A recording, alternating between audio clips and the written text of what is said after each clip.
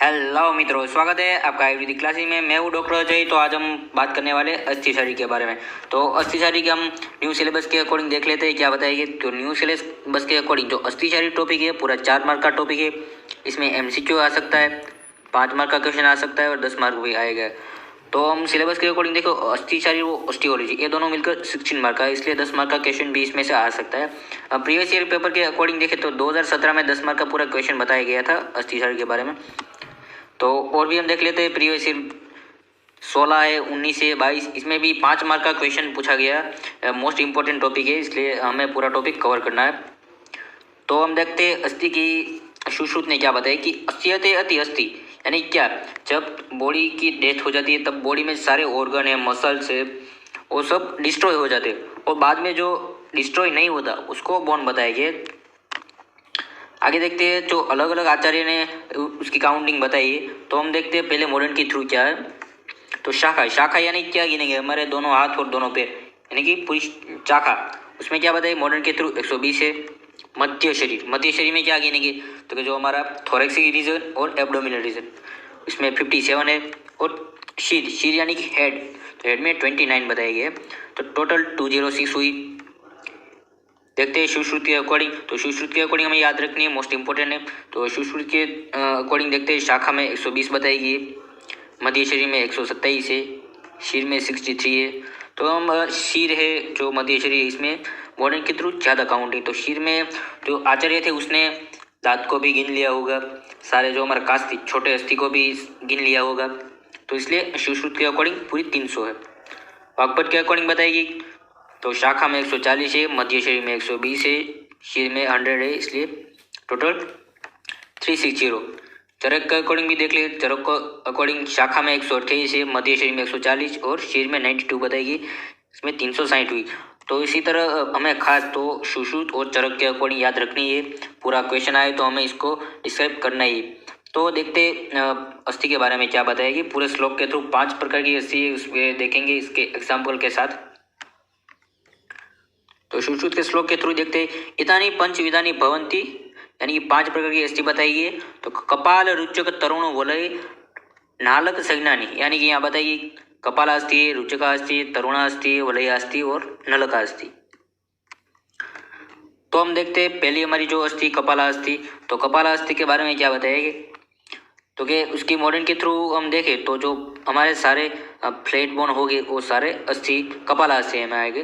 तो उसमें क्या बताएगी, झानु, नित्यमत्स्य, गंड, तालु, शंख, शीर, सुप, कपालायनी, यानी कपालास्थि में झानु, झानु यानी क्या बताएगी, नी जॉइंट, नित्यम यानी कि पेल्विक, अंश, अंश यानी कि हमारा स्काप्यूला, गंड यानी कि चीक रीजन, तालु यानी पैलेट रीजन, शंख यानी टेम्परल और शीर यहाँ बताइए। तो दूसरी अस्थि है रुचकास्थि। तो यहाँ दंत नास्तु रुचकानी, रुचकास्थि में दंत बताया गया। तो देखते हैं रुचका अस्थि मॉडर्न के थ्रू क्या बताएगी, जो हमें फूड पार्टिकल को कट करने के लिए जो यूजफुल है उसको रुचका अस्थि में काउंट किया, उसमें दंत आएगा। यहाँ तीसरी अस्थि हमारी आई तरुणास्थि।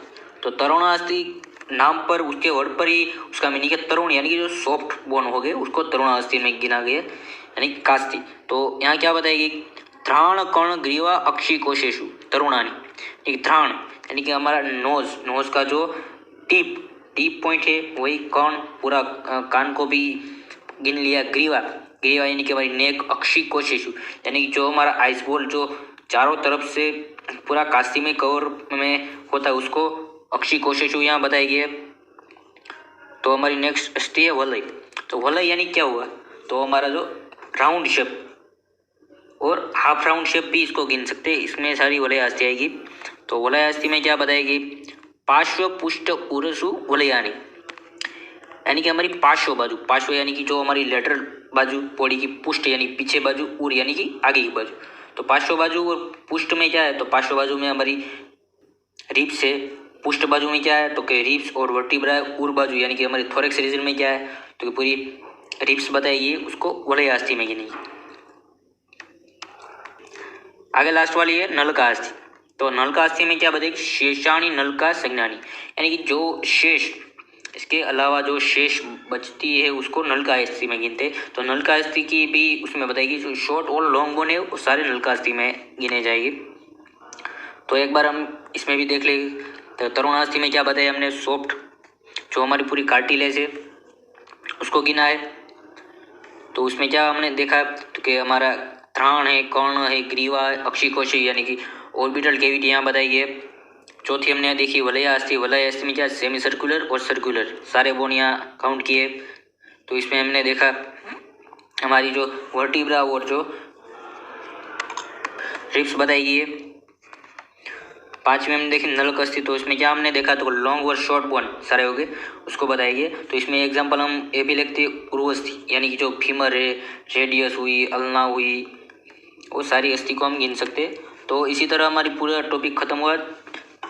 Thank you. किसी को कोई भी डाउट हो तो पूछ सकते हैं चैट बॉक्स में।